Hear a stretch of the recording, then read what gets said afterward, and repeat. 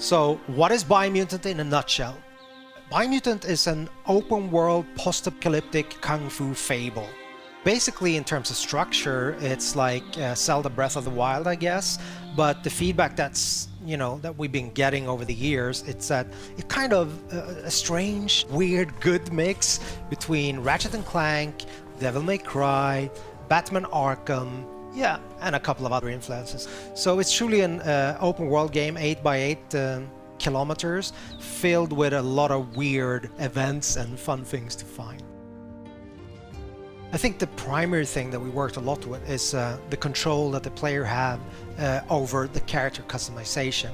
We have the possibility for the player, to set the attributes, and in Biomutant, that's tightly connected or integrated with the way that the character looks.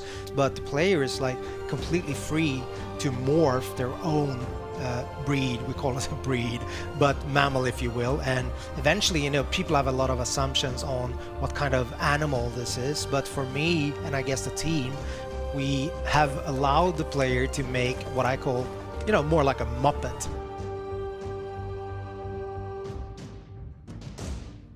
And with character customization, it goes all the way down to crafting bits onto your clothes or hats or pants or whatnot. I guess the most important thing is the arsenal or the weapons. I mean, it's an action role-playing game, right? So we're focusing on the action parts of, the role-playing aspect. Each part that you can find for weapons and gear also comes with like a material, a quality aspect, so they can be more damaged or of a higher quality material. Just mentioning that you don't have to repair, but you can actually upgrade things that are broken, but they will never diminish in terms of their material qualities, like in Zelda, for example. We don't do that. In the game, you have 6 different tribes, so they're all composed of, a leader, a Sifu, if you will, that have mastered a specific Wang Fu combat style and trained his disciples in that. So these tribes are now in conflict. Basically, there are 3 tribes that have what we call a light aura. So basically a good karma, if you will, if you want to paint it black and white. And there are 3 tribes that have like a dark aura. Eventually, at the start of the game, you will find that you have to choose an ally. So one of these 6 tribes. As you move along or go further into the game, you're free at any time to change your allegiance. But at the start of the game, you choose one of these 2 tribes. And basically, at that point, the state of the world is represented by a huge tree that's at the heart of the 8x8 kilometer open world. So it's a representation of the world either going under or the world surviving. So this is all tied to the tree of life.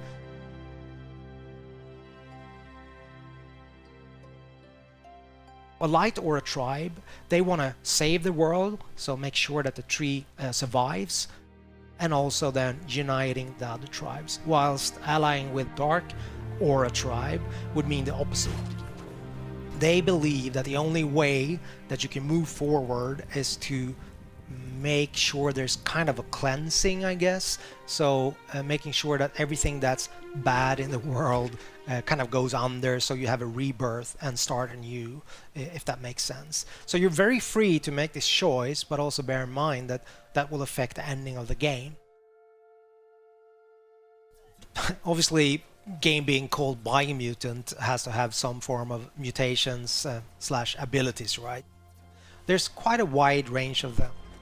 Primarily, we have the Biomutations, so those are kind of more physical abilities, if you will. For example, you can spawn a mushroom in front of you.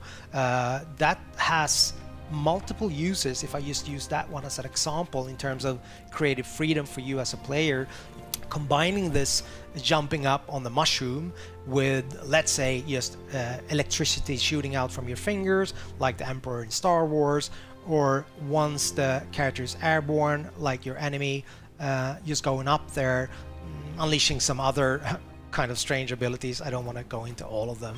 But the other aspect is the psi mutations. So those are more like your you know, X-Men style abilities, if you will, like for example levitate, which again can give you both exploration opportunities, but also then you can use it in combat in conjunction with other abilities, and obviously ranged combat, so that will give you an advantage, I guess. You're wanting to keep on exploring the world because you're wondering what's going to be, you know, around the next corner. And I guess the hope that we have as a group, as a team, is that that's going to be the unifying factor in terms of people playing the game and giving us feedback, that it's notable that the game has a soul or a vibe that is a little bit unique and special. That's my highest hope for the game, I guess.